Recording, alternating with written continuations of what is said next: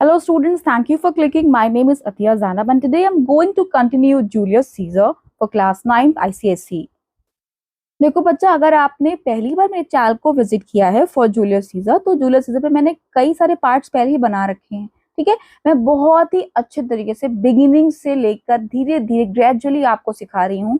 Part 1 में मैंने पूरा सारे एक्ट्स एक साथ 10 मिनट में आपको समरी समझा दी थी। कैरेक्टर्स का क्या रोल है, कितने कॉन्स्पिरेटर्स है, कैसे इन लोग असैसिनेशन का प्लान बनाते हैं, क्या इनका मोटिव है, कैसे कन्विंस कर देते हैं दूसरों को कि इसका मर्डर ही करना ठीक रहेगा, मर्डर करने के बाद क्या होता है, ये सब मैंने बता दिया। हालांकि ये आपके 3, 4, 5, 10th क्लास में आपको पढ़ना होगा, लेकिन मैंने पार्ट 1 जो बनाया है उसमें सब कुछ आपको बता दिया है। क्योंकि अगर आप एक्ट 1 सीन 1 स्टार्ट कर रहे हो तो आपको पहले से ये सब चीजें आपके माइंड में होनी चाहिए। ठीक है, एक्ट 1 सीन 1 को भी मैंने स्टार्ट कर रखा है, खत्म भी कर दिया था। उस पर जो एक्सट्रैक्ट बेस्ड क्वेश्चंस बनते थे वो भी मैंने समझा रखे हैं। तो कुल मिला के मैंने कई सारे अच्छे अच्छे वीडियोस बनाए हैं जिसमें आपको वर्थ वाइल कंटेंट मिलेगा। ठीक है, तो फिलहाल इस वीडियो में मैं आपको पढ़ाने जा रही हूँ act 1 scene 2। Now let's get started. Scene की शुरुआत हो रही है फीस्ट ऑफ लुपर्कल से। फीस्ट ऑफ लुपर्कल मनाया जाता था प्रोडक्टिविटी और फर्टिलिटी को मेंटेन करने के लिए, कि इनकी यहाँ सारी चीजें हरी भरी रहें, सब प्रोडक्टिव रहें, चाहे वो फील्ड्स में अनाज की बात हो या जानवर हो या फीमेल्स हो, that she can have children, okay, better children for Rome. और ऐसा मानना था इन रोमन्स का कि जो रिचुअल रेस होती थी इस फीस्ट ऑफ लुपर्कल में, जो भी पार्टिसिपेट करता था इस रेस में, अगर वो दौड़ते वक्त किसी ऐसी लेडी को जो बैरन हो, जो इनफर्टाइल हो, who can not have children, उसको अगर टच कर लेगा तो उसकी फर्टिलिटी मेंटेन हो सकती है, ऐसा इन लोगों का मानना था। जैसा कि मैं आपको पिछले वीडियोस में बता चुकी हूँ कि जूलियस सीजर की wife Calpurnia was not able to have children. तो यहीं से शुरुआत हो रही है सीन की, कि जूलियस सीजर कमांड देता है अपनी वाइफ को कि तुम मार्क एंटनी, जो कि रिचुअल रेस में पार्टिसिपेट करने जा रहा है, उसके रास्ते में जाके खड़ी हो जाओ। और वहीं भी वो मार्क एंटनी को समझाता है कि तुम मेरी वाइफ को टच करना मत भूलना, क्योंकि मैं चाहता हूं कि मेरी वाइफ इस इनफर्टिलिटी से फ्री हो सके। जिसके बाद जूलियस सीजर कमांड देता है मार्क एंटनी को कि कोई भी रिचुअल्स करना भूलना मत, सारी रिचुअल्स को अच्छे तरीके से परफॉर्म करना। तो यहाँ से हमें समझ में आ रहा है कि how significant this festival was for Julius Caesar. इसके बाद सूटसेयर की एंट्री होती है। सूटसेयर आवाज लगाता है जूलियस सीजर को। सूटसेयर कौन है मैं आपको बता चुकी हूँ, फॉर्च्यून टेलर, जो कि फॉर्च्यून बताता है। तो वो आवाज देता है जूलियस सीजर को। बहुत सारे ड्रम्स वहां पे बज रहे थे, लोग चिल्ला भी रहे थे, लेकिन इसके बाद भी उसकी आवाज जूलियस सीजर के कान में पड़ जाती है। ठीक है, तो जूलियस सीजर कहता है कि कौन मुझे आवाज दे रहा है, सामने आए। इस पर कास्का सारी म्यूजिक रुकवा देता है। फिर वो सूटसेयर सामने आता है और बताता है कि आप आइड्स ऑफ मार्च, आइड्स कहते हैं मिड ऑफ द मार्च, यानी कि 15, आप 15 मार्च के दिन बहुत ज्यादा होशियार रहिएगा। सीजर कहता है ये कौन इंसान है, लगता है ये बेवकूफ है, इसको यहाँ से हटाओ, हम आगे बढ़ते हैं। यानी वो नेग्लेक्ट कर देता है उसके फॉर्च्यून टेलिंग को। इसके बाद कैशियस और ब्रूटस में बातचीत स्टार्ट होती है। सबसे पहले कैशियस कहता है कि तुम ये रेस देखने नहीं चलोगे, तो ब्रूटस मना कर देता है। तो कैशियस कहता है चलो ना, तो ब्रूटस कहता है कि नहीं, मैं इतना स्पोर्टिव नहीं हूँ, मुझे इतना इंटरेस्ट नहीं है, लेकिन मैं तुम्हें रोक नहीं रहा हूँ, तुमने जाना है तो जाओ। तो ये कैशियस कौन है मैं आपको पार्ट 1 में बहुत अच्छे से समझा चुकी हूँ कि यही वो इंसान है जो कि पूरी कंस्पिरेसी को क्रिएट करता है और लोगों को भड़काना स्टार्ट करता है। ये लीडर है सबका। ठीक है, तो कैशियस अब ब्रूटस को बहुत बढ़िया तरीके से कन्विंस करने वाला है। उसकी पहले वो फ्लैटरिंग करेगा, चापलूसी करेगा, फिर समझाएगा कि भाई जूलियस सीजर और तुम में क्या डिफरेंस है, वो जो बन बैठा है अभी, तुम भी कर सकते हो ऐसा, तुम्हें भी लोग पसंद करते हैं। इस तरीके से वो भड़काता है। ठीक है, तो वो अपनी बात की शुरुआत कैसे कर रहा है वो देखते हैं। तो वो यहाँ से शुरुआत करता है कि ब्रूटस, मैं कुछ दिन से नोट कर रहा हूँ कि तुम्हारी आंखों में वो प्यार, वो मोहब्बत नहीं दिख रही है जो तुम मुझसे अभी तक दिखाते आ रहे हो। तुम कुछ बदले बदले से लग रहे हो, क्या हो क्या गया है तुम्हें। तो ब्रूटस कहता है कैशियस ऐसा कुछ भी नहीं है, तुम धोखे में मत रहो। मैंने जो ये लुक बना रखा है वो मैं अंदर ही अंदर कुछ परेशान हूँ, मेरे अंदर कुछ फीलिंग्स हैं जो मैं बयान नहीं कर सकता हूँ। कुछ मुझे डिफरेंस फील हो रहा है आजकल, मैं परेशान परेशान सा हूँ, मुझे कुछ चीजें खाई जा रही हैं, मैं बहुत सोच में पड़ा हुआ हूँ, और वो जो सोच है ना मेरी, वो मुझसे ही रिलेटेड है, मैं अंदर ही अंदर घुट रहा हूँ। तो क्योंकि ये चीज मेरे से ही जुड़ी हुई है, तो तुम अपने पे मत ले जाओ। मेरे किसी भी दोस्त को ऐसा नहीं लगना चाहिए कि मैं उनसे नाराज हूँ। मेरा तुम लोगों से कोई भी नाराजगी का रीजन नहीं है, मैं खुद से ही थोड़ा सा उलझा हुआ हूँ, तुम इसको गलत वे में मत लेना। इसके बाद वो काम की बात शुरू कर देता है, चापलूसी शुरू कर देता है। कैशियस कहता है, ब्रूटस तुमने कभी खुद को देखा है? तो इस पर ब्रूटस कहता है कि मैं कैसे खुद को देख सकता हूँ, क्या आंखें खुद को देख सकती हैं? हमें किसी ना किसी मिरर की जरूरत होती है, रिफ्लेक्शन की जरूरत होती है। इस पर कैशियस कहता है, बात तो तुम्हारी सही है, लेकिन बहुत दुख की बात है, बड़ी खराब बात है कि ब्रूटस तुम्हारे पास कोई ऐसा आईना ही नहीं है जो तुम्हारे अंदर छुपे एक्सीलेंस को बाहर ला सके। तुम्हें पता है, मैंने कई सारे रोमन्स, नोबलिस्ट रोमन से सुना है कि वो तुम्हारे बारे में कुछ बात करते हैं। पता है तो क्या कहते हैं वो कहते हैं कि ब्रूटस आजकल के गवर्नमेंट के टिरेनी, उनके जो तानाशाही शासन चल रहा है इस वक्त, उसके चंगुल में फंस गया है, कुछ एक्शन नहीं ले रहा है।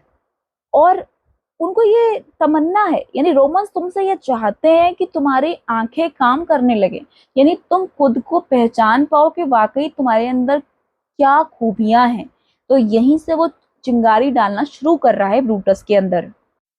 ब्रूटस क्योंकि बहुत दिल का साफ इंसान है, वो सीधे ऐसे बोल देता है कि तुम किस खतरे में मुझे डालना चाह रहे हो भाई, क्या कहना चाह रहे हो? ऐसा क्या तुमने मेरे अंदर देख लिया जो मैं नहीं देख पा रहा हूँ? तो बस अब कैशियस को मौका मिल जाता है, कहता है कि देखो ब्रूटस, क्योंकि तुम अपने आप को नहीं पहचानते, मैं तुम्हारा आईना बनता हूँ, मैं तुम्हें बताता हूँ, मैं रिफ्लेक्ट करूंगा कि तुम्हारे अंदर क्या खूबियां हैं। और मैं कोई एक्सैजरेशन नहीं करूंगा, कोई बड़ा चढ़ा के नहीं कहूंगा, वही कहूंगा जो तुम्हारे अंदर वाकई है। और इस बात का यकीन दिलाने के लिए कि वो कोई फ्लैटरिंग नहीं कर रहा है, वो कुछ लाइंस ऐड करता है यहाँ पे कैशियस। वो कहता है ब्रूटस से कि मैं जो कुछ भी तुमको बताने जा रहा हूँ, तुम बिल्कुल डाउटफुल मत रहना इसके लिए। मैं कोई मजाक नहीं कर रहा हूँ, और मैं कोई ऐसा इंसान तो हूं नहीं कि हर एक से जो फ्रेंडशिप का वादा करे और फिर उसकी चापलूसी करे, फिर पीठ पीछे जाके उसकी बुराई करे। अगर तुमने ऐसा कुछ सुन रखा हो मेरे बारे में तो मैं तुम्हारे लिए खतरे वाला हो सकता हूँ, लेकिन क्योंकि मैं ऐसा नहीं हूँ तो तुम मेरी बात पे यकीन करना। तो ब्रूटस और कैशियस आपस में बात कर ही रहे होते हैं कि इनको कुछ शोर सुनाई पड़ता है प्रोसेशन में से, जो जुलूस निकल के जा रहा था जूलियस सीजर का। तो ब्रूटस एकदम से कहता है कि ये कैसा शोर है, मुझे डर है कि कहीं लोगों ने जूलियस सीजर को राजा ना बना दिया हो। इस पर कैशियस कहता है कि अरे तुम्हें डर लग रहा है इससे, इसका मतलब ये हुआ कि तुम नहीं चाहते हो कि जूलियस सीजर राजा बन जाए। तो क्योंकि ब्रूटस एक साफ दिल इंसान है, वो सीधे ये बोल देता है कि हाँ, मैं नहीं चाहता हूँ कि वो राजा बन जाए, हालांकि मैं उसे बहुत प्यार करता हूँ। लेकिन कैशियस, तुम मुझे ये बताओ कि तुम मुझे इतनी देर से यहाँ क्यों रोके हुए हो, क्या तुम कहना चाहते हो? अगर रोमन्स की भलाई के लिए कुछ कहना चाहते हो तो कहो, मैं अपनी जान भी दे सकता हूँ, क्योंकि मुझे अपनी जान से ज्यादा प्यारी चीज है मेरा ऑनर, मेरी डिग्निटी। तो आप देख सकते हो कि एकदम से ब्रूटस ने ऑनर की बात, डिग्निटी की बात क्यों करी, क्योंकि कैशियस ने अपना काम कर दिखाया है। वो यही चाहता था कि इसके ऑनर पे जाके लग जाए, इसकी डिग्निटी पे जाके लग जाए, तो जब इसके ऑनर पे बात आएगी तो ये कुछ ना कुछ करने के लिए राजी हो जाएगा। तो ये जब कहता है ना कि लोगों को लग रहा है, नोबलेस्ट पीपल को लग रहा है कि तुम कुछ कर नहीं रहे हो और टिरनी में फंस चुके हो, आजकल जो चल रहा है उसको बस तुमने ऐसे ही ले लिया है, तुम कुछ एक्शन नहीं ले रहे हो, तो ये अपनी ऑनर पे ले लेता है। तो यही बोलता है कि अगर रोमन्स की बात है तो मुझे बताओ मैं क्या कर सकता हूँ, क्योंकि मुझे अपनी डेथ से भी ज्यादा अजीज चीज है मेरी डिग्निटी, मेरा ऑनर। तो वो सब कैशियस समझ जाता है कि चिंगारी जल चुकी है, इसके ऑनर पे बात आ गई है, तो मुझे अब डायरेक्टली इससे बात करना चाहिए। अभी तक तो इनडायरेक्टली बात कर रहा था जूलियस सीजर की। तो वो सीधे सीधे बोलता है कि यही ऑनर की बात तो मैं तुमसे करना चाहता हूँ आज। मुझे नहीं पता लोग लाइफ के बारे में क्या सोचते हैं, लेकिन मेरी नजर में मैं मरना पसंद करूंगा बजाय इसके कि मैं एक ऐसे इंसान के सामने झुकूं, उसकी पूजा करूं, उसके गुणगान गाऊं जो खुद मेरी तरह है। यानी वो यहाँ ये कहना चाह रहा है कि जूलियस सीजर तो मेरी तरह है यार, मैं उसको क्यों मानूं उतना पावरफुल, मैं उसके सामने सर क्यों झुकाऊं। वो कहता है कि मैं भी आजाद पैदा हुआ था सीजर की तरह, तुम भी आजाद पैदा हुए थे, हम दोनों वही तो खाते हैं जो सीजर खाता है, और हम दोनों वही कोल्ड विंटर बर्दाश्त करते हैं जो वो बर्दाश्त करता है, उसमें खास बात क्या है? इसके बाद कैशियस अपने साथ बीता हुआ एक इंसिडेंट बताता है ब्रूटस को कि एक बार पता है क्या हुआ था, बहुत कोल्ड और विंडी डे था, टाइबर जो रिवर है बहुत तेजी के साथ वो बह रही थी बैंक्स पर। उस वक्त सीजर ने मुझसे बोला, कैशियस चलो इसमें छलांग लगाते हैं, इसमें कूदते हैं और उस पॉइंट तक पहुंचते हैं। और जैसे ही उसने ये बोला तो मैं, हालांकि ड्रेसअप नहीं था स्विमिंग के लिए, तब भी मैं उसमें कूद गया उसकी बात पर, और पीछे पीछे वो भी आने लगा। इससे पहले कि एंड पॉइंट तक हम पहुंचते, मैं उससे काफी आगे बढ़ चुका था, तो मुझे एक आवाज सुनाई दी पीछे से। सीजर मेरे से हेल्प मांग रहा था और वो कहता कि कैशियस मेरी हेल्प करो, नहीं तो मैं डूब जाऊंगा। फिर मैंने ही अपने शोल्डर पर उठाकर जूलियस सीजर को बचाया था, उसको डूबने से बचाया था, बिल्कुल उसी तरीके से जैसे एनियस, जो कि रोमन मिथोलॉजी में एक हीरो माना जाता है, इसने अपने फादर एंचेसस की जान बचाई थी from the Fyers of Troy. अपने कंधे पे अपने फादर को रख के वो लेके आया था, बिल्कुल उसी तरीके से हमने टाइबर रिवर से जूलियस सीजर को निकाला था। और आज ये वही इंसान है ना जिसको मैंने बचाया था, वो आज गॉड बन गया है। और मैं एक बदकिस्मत इंसान हूँ जिसको जूलियस सीजर के सामने झुकना पड़ता है, यानी मैंने ही उसको बचाया था, आज मुझे उसके सामने झुकना पड़ रहा है। अगर वो मेरी तरफ केयरलेसली भी नॉट करता है, अगर मुझे देख लेता है मेरी तरफ सर उठा के, तो मुझे झुकना पड़ता है। अच्छा, क्यों झुकना पड़ता था? क्योंकि उस वक्त ये चलन था कि अगर कोई पावरफुल इंसान है, जिस जो पावर में है या जिसके पास अच्छा डेजिग्नेशन है, तो उसके सामने आपको झुकना पड़ता है उसके रिस्पेक्ट में, वेदर यू लाइक और नॉट। ओके, तो यही वो कह रहा है कि मैंने एक बार उसी की जान बचाई, आज मुझे उसके सामने झुकना पड़ रहा है।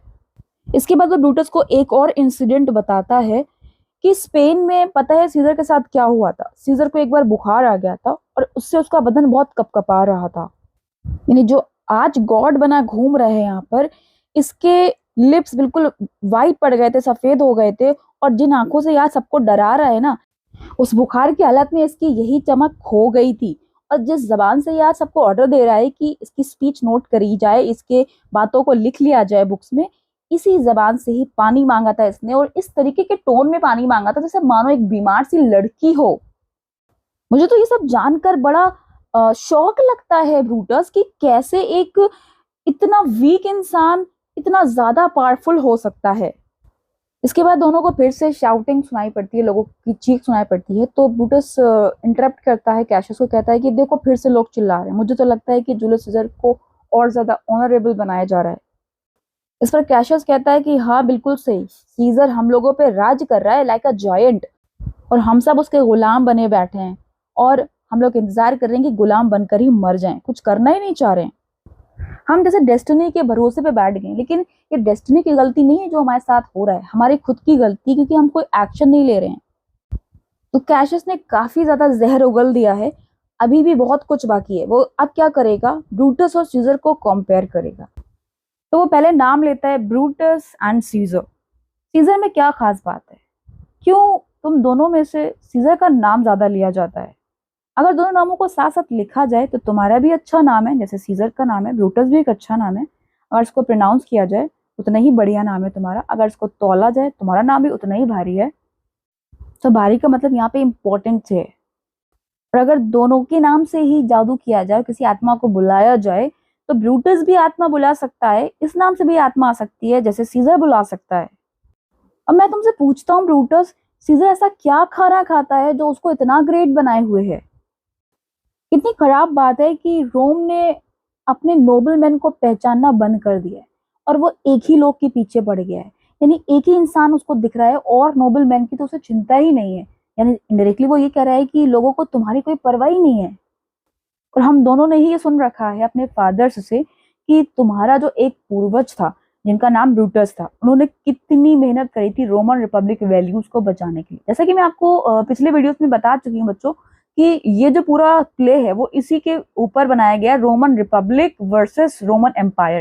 यानी ये लोग नहीं चाहते थे कि एक राजा पूरा राज करे, ट्रायम्विरेंट होता था, तीन लोग मिलके या कई सारे लोग मिलके शासन करते थे। तो ये लोग इसी बात से डर रहे हैं कि जूलियस सीजर अकेला राजा ना बन जाए पूरे रोम का और रोमन एम्पायर ना एस्टेब्लिश कर ले। तो याद दिला रहा है ब्रूटस यहाँ पर कि तुम्हारा एक एंसेस्टर था जिसका नाम भी ब्रूटस था, उसने क्या कुछ नहीं किया इस रोमन रिपब्लिक वैल्यूज को बचाने के लिए। तब ब्रूटस कैशियस की बात रोक कर ये बोलता है कि मुझे नहीं डाउट है कि तुम मुझसे मोहब्बत में ये सब बातें कह रहे हो, मुझे समझ में आ रहा है कि तुम मुझसे क्या कहना चाहते हो, क्या करवाना चाहते हो, लेकिन मैं इसके बारे में क्या सोच रहा हूँ, मुझे क्या करना चाहिए, मैं इसके बारे में बाद में डिस्कस करूंगा। अब तुम मुझे ज्यादा कन्विंस मत करो।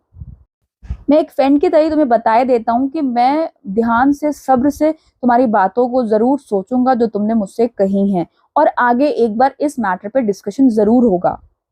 बस लास्ट में मैं तुमसे यही कहना चाहूंगा, अपने दिमाग में मेरी एक बात रखना कि मैं एक गरीब विलेजर बनना पसंद करूंगा, बजाय इसके कि मैं ऐसे हार्ड कंडीशंस में रहना पसंद करूं। उस पर कैशियस कहता है चलो कुछ तो असर हुआ, मुझे खुशी है कि थोड़ा बहुत तो असर हुआ तुम पर।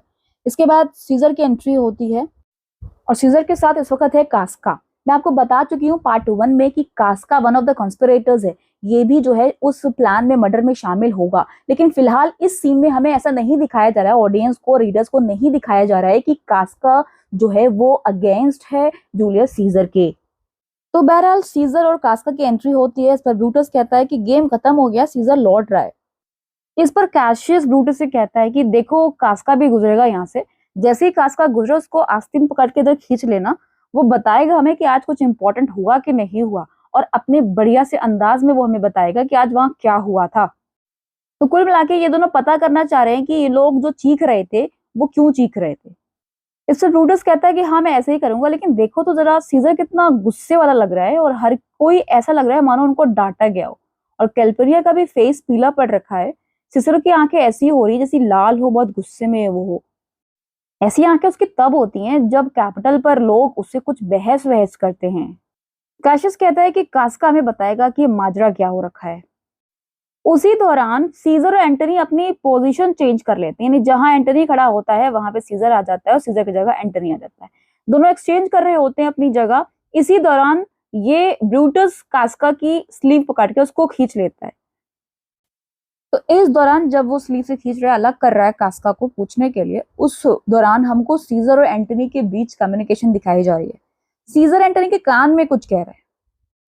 वो एंटनी से कहता है कि भाई मेरे सामने उन लोगों को रखा करो जो फैट हो, हेल्दी लुकिंग मैन हो, जो रातों को सो पाते हो। यानी कहना वो ये चाह रहा है कि ये जो कैशियस खड़ा है ना सामने, मुझे उसका बहुत हंग्री लुक लगता है, जैसे वो मुझे खा जाएगा, और वो बहुत ज्यादा सोचता है। और जो लोग ऐसे होते हैं ना जो सोचते ज्यादा हैं, वो बहुत डेंजरस होते हैं। एंटनी एंटनी इसके जवाब में कहता है कि जूलियस सीजर आप परेशान मत होइए, मत डरिए, वो डेंजरस नहीं है, नोबल रोमैन है, उसको गुड डिस्पोजिशन है। डिस्पोजिशन मतलब इनहेरेंट क्वालिटीज, यानी उसका जो पास्ट है वो काफी अच्छा रहा है। अब इसके जवाब में जूलियस सीजर फिर कान में ही एंटनी से कहता है, अब वो कैशियस को डिस्क्राइब करने जा रहा है। तो जो भी वो डिस्क्रिप्शन करेगा उससे हमें पता लगेगा कि कैशियस भी कम पावरफुल इंसान नहीं है। तो सीजर यहाँ से बात शुरू करता है कि काश कि वो फैटर होते हैं, उसका इतना लीन हंग्री लुक ना होता, लेकिन मुझे उससे डर नहीं है। फिर भी अगर मैं किसी से डरा तो कैशियस वो पहला इंसान होगा जिसको मैं अवॉइड करना चाहूंगा। अब आगे के डिस्क्रिप्शन से मैं आपको बताऊं कैसा लगेगा आपको। जैसे हम अपने फैमिली में दूर के बहुत से लोग ऐसे होते हैं ना हमारे फैमिली में, जो नजर लगाते हैं, अगर हमारे पास कुछ ज्यादा हो जाता है तो वो नजर लगाते हैं, गंदी नजर लगाते हैं। बिल्कुल वैसे ही कह रहा है वो कैशियस को। ठीक है, तो वो क्या कह रहा है कि कैशियस का नेचर ऐसा है कि वो बहुत ज्यादा रीड करने वाला इंसान है, यानी इसी में लगा रहता है कि किसके पास क्या ज्यादा हो रहा है, किसके पास क्या नहीं हो रहा है, और बहुत ज्यादा कीन ऑब्जर्वर है, बहुत ध्यान से देखता है, बहुत ज्यादा ऑब्जर्व करता है वो, और दूसरों के कामों में वो मोटिव्स ढूंढ लेता है। दूसरा जो काम कर रहे हैं उसके पीछे वो मोटिव्स निकाल लेता है अपने, और वो उन प्लेयर्स को पसंद नहीं करता जैसे तुम पसंद करते हो एंटनी। वो म्यूजिक भी नहीं पसंद करता है, और वो हंसता तो बहुत ही कम है, और कभी हंसेगा भी तो ऐसे हंसेगा मानो कि वो मजाक बना रहा हो, या फिर वो ऐसे हंसता है मानो वो खुद से नफरत कर रहा हो उस हंसने पर, तो उसे क्यों हंसना पड़ रहा है। और इस तरीके के लोग कभी भी अपने हायर रैंक या हायर अथॉरिटीज को अपने सामने देखना पसंद नहीं करते हैं। इसीलिए मैं कह रहा हूँ कि ये लोग जो है बड़े डेंजरस होते हैं। मैं तो सिर्फ तुम्हें ये बता रहा हूँ कि ऐसे लोगों से डरना चाहिए, मैं खुद नहीं डरता हूँ। आफ्टर ऑल मैं सीजर हूँ। यानी यहाँ से वो ये बताना चाह रहा है कि उसे किसी से डर नहीं लगता। फिर वो कहता है कि मेरे राइट साइड आओ, क्योंकि ये कान मेरा बहरा है। तो यहाँ से हमें पता चलता है कि लेफ्ट ईयर से हमारा जूलियस सीजर बहरा था। तो फिर से ड्रम बीट होते हैं, यहाँ से सीजर चला जाता है अपने फॉलोअर्स के साथ। कास्का यहाँ बचता है। तो अब कास्का, ब्रूटस और कैशियस में बातचीत होगी। तो अभी हमने ये देखा था कि ब्रूटस ने कास्का की आस्तीन खींच के उसको रोक रखा है कि इधर आओ जरा। तो अब वही कास्का पूछ रहा है ब्रूटस से, तुमने मेरी आस्तीन खींची, क्या तुम मुझसे बात करना चाह रहे हो? तो ब्रूटस कहता है कि हाँ, ये तो बताओ कि हुआ क्या है, सीजर का मूड क्यों खराब लग रहा है, बड़ा सीरियस मूड लग रहा है उसका। तो कास्का पूछता है कि तुम नहीं थे क्या वहां पे, तुमने नहीं देखा? तो ब्रूटस कहता है अगर मैं वहां होता, उस रेस में शामिल होता या वहां होता तो तुमसे क्यों पूछता। उसके बाद कास्का जवाब देता है कि अरे उसको क्राउन ऑफर किया गया था और उसने उसको वापस कर दिया लेने से, और जब उसने वापस किया तो लोग चिल्लाने लगे। इसके बाद ब्रूटस कहता है कि दूसरा शोर किस बात का था? तो कास्का कहता है सेम चीज का, यानी दोबारा भी उसको क्राउन ऑफर किया तो दोबारा ही उसने रिजेक्ट कर दिया, जिस पर लोग दोबारा चिल्लाए। तो इस पर कैशियस कहता है कि भाई 3 बार हमने शोर सुनाए, तो तीसरा क्राई किस बात का था? तो कास्का कहता है फॉर द सेम थिंग, तीसरा बार भी उसी का शोर था।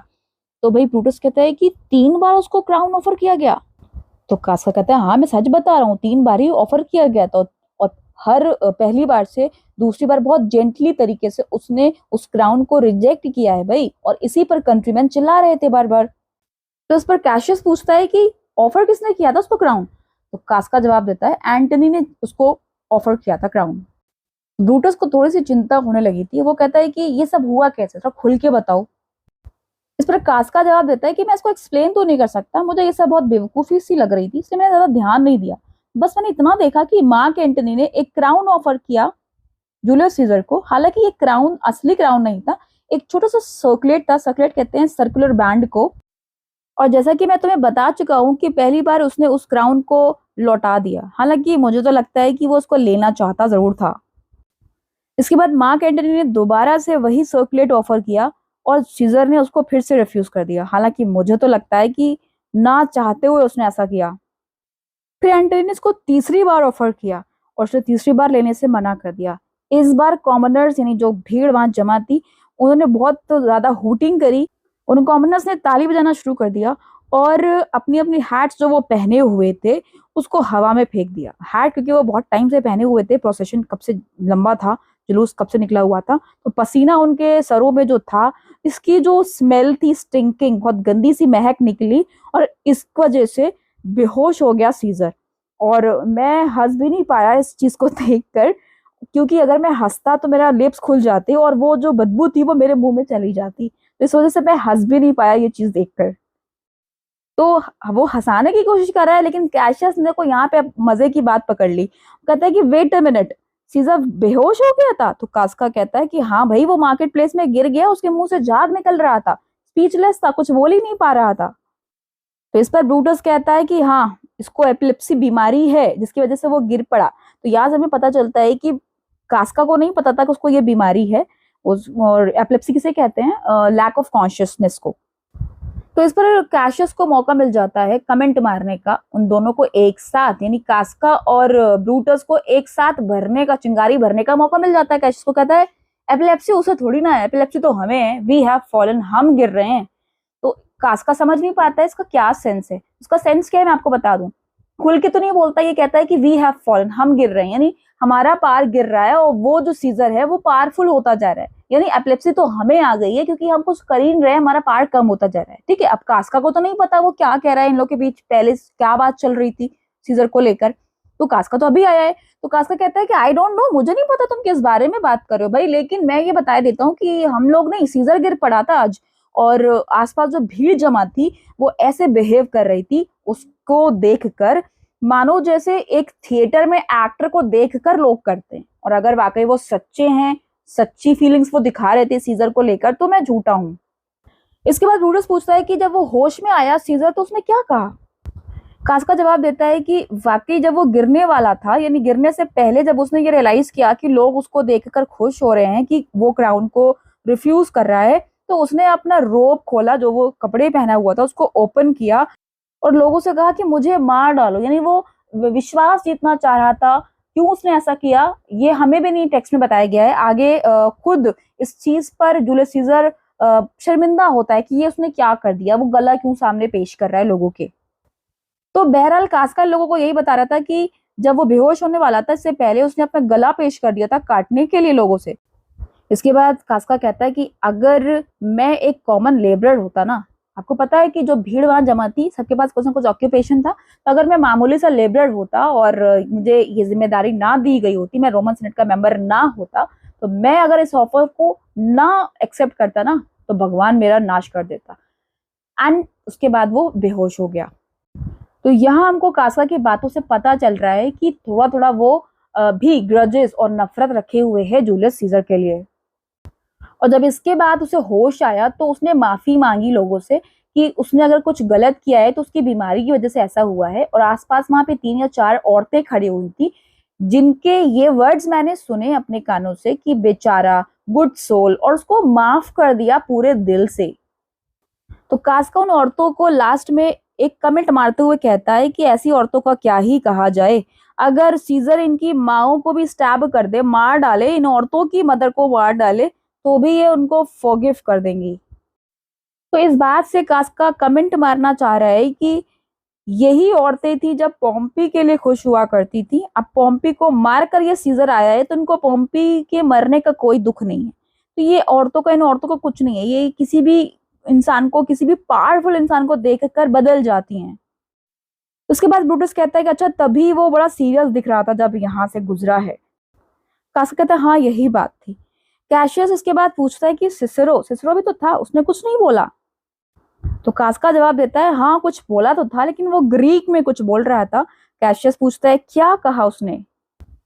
कास्का जवाब देता है कि भाई ग्रीक में कहा था कुछ, मुझे ग्रीक नहीं समझ आती तो मैं क्या बता दूं, लेकिन इतना बता सकता हूँ कि जो लोग उसको समझ गए थे, उसकी बात को, उसका मतलब समझ गए थे, उन्होंने एक दूसरे को देखकर स्माइल किया और अपना सर हिलाया। लेकिन जहां तक मेरी बात है, it was Greek to me. यही से ईडियम बना है, it was Greek to me, मतलब it was unknown to me. अगर हमें कोई चीज समझ में नहीं आती तो we say it is Greek to me, right? तो इसी शेक्सपियर के प्ले से ही ये ईडियम चालू हुआ था, it was Greek to me. इसके बाद कास्का कहता है कि मेरे पास एक और खबर है तुम लोगों के लिए, वो ये कि मरिलस एंड फ्लावियस दोनों को पनिशमेंट मिली है क्योंकि उन्होंने सीजर के स्टेचूज को डिसरोब किया था। और भी पागलपन वहां पे हुआ था, लेकिन अगर मुझे याद रहता तो मैं तुम दोनों को बताता। अब तुम यहाँ से जाओ कैशियस, बहुत टाइम हो गया। तो कैशियस कहता है कि अच्छा तुम आज रात मेरे साथ डिनर करोगे कास्का? तो कास्का कहता है नहीं, आई हैव अ कमिटमेंट, मुझे कहीं जाना है, आज तो मैं कुछ नहीं कर पाऊंगा। तो कैशियस कहता है कि अच्छा ठीक है, तो टुमारो आ जाओ, कल आ जाओ, मेरे साथ डिनर कर लो आकर। तो उसके जवाब में कास्का कहता है कि हाँ जिंदा रहा तो जरूर आऊंगा, और अगर तुम्हारा डिनर बढ़िया हो तो ही आऊंगा, और तीसरी चीज अगर तुम वाकई सेन रहे, सेन कहते हैं मेंटली नॉर्मल इंसान। तो ऐसा क्यों कमेंट मारा है कास्का कि तुम अगर ठीक ठाक रहे तो ही मैं तुम्हारे घर आऊंगा? क्योंकि अभी आपको याद है ना, जब ब्रूटस कहता है कि अच्छा उसे एपिलेप्सी है, इस वजह से वो गिर गया था, तो इस पर कैशियस क्या कहता है, एपिलेप्सी उसे नहीं है, हम लोगों को है, हम तीनों को है, हम लोग गिर पड़े हैं। तो इतनी ही बात वो बोलता है, इसका मीनिंग मैं आपको पीछे समझा चुकी हूँ। तो भाई कास्का को तो नहीं पता चलता है ना, तो कास्का को ये लग रहा है इसका दिमाग खराब हो गया है, इसका, कैशियस का। तो वही वो कह रहा है कि अगर तुम्हारा दिमाग ठीक रहा तो ही मैं तुम्हारे घर आऊंगा कल डिनर करने के लिए। तो उस पर कैशियस कहता है ठीक है मैं इंतजार करूंगा, और उसके बाद कास्का दोनों को बाय बोल के वहां से चला जाता है। उसके जाने के बाद ब्रूटस बोलता है कि ये कितना पागल हो गया है, कितना मूर्ख हो गया है कास्का, इसका तो शार्प माइंड था जब ये स्कूल में था। ऐसा क्यों बोल रहा है? क्योंकि ब्रूटस को भी ये लग रहा है कि जब कैशियस ने बोला कि हमें एपिलेप्सी है, वी हैव फॉलन, तो उसको समझ ही में नहीं आया कि हम लोग किस बारे में बात कर रहे हैं, सीजर की बात कर रहे हैं। तो ऐसे कैसे हो सकता है कि वो समझ में ना आया हो? इसका माइंड तो बहुत शार्प हुआ करता था, ये चीजों को समझ जाया करता था। तो इस पर कैशियस जवाब देता है नहीं नहीं, वो अभी भी शार्प माइंडेड है, वो जब ड्यूटी पर होता है अपनी, क्योंकि वो अभी ड्यूटी पर था, तो वो यही शार्पनेस नहीं दिखाता है, स्टुपिडिटी दिखाता है, और बहुत रफली बात करता है, लेकिन वो स्मार्ट है, और उसकी यही रफनेस तो दूसरों को एंजॉय कराती है। जैसे अभी उसने एक बात नहीं बोली थी कि उसके स्टिंग से मैं हंसना चाह रहा था, मैं नहीं हंसा, तो वो इस तरीके से गोल गोल बातें करता है Casca when he is on duty. इसके बाद ब्रूटस भी बाय बोलता है कैशियस से, कहता है ठीक है हो सकता है यही बात हो, तो चलो मैं भी निकलता हूँ यहाँ से, अगर तुम मुझसे बात करना चाहते हो तो मैं तुम्हारे घर आ सकता हूँ, और अगर तुम्हें माइंड ना करो तुम, तो तुम मेरे घर आ जाना, मैं तुम्हारा इंतजार करूंगा।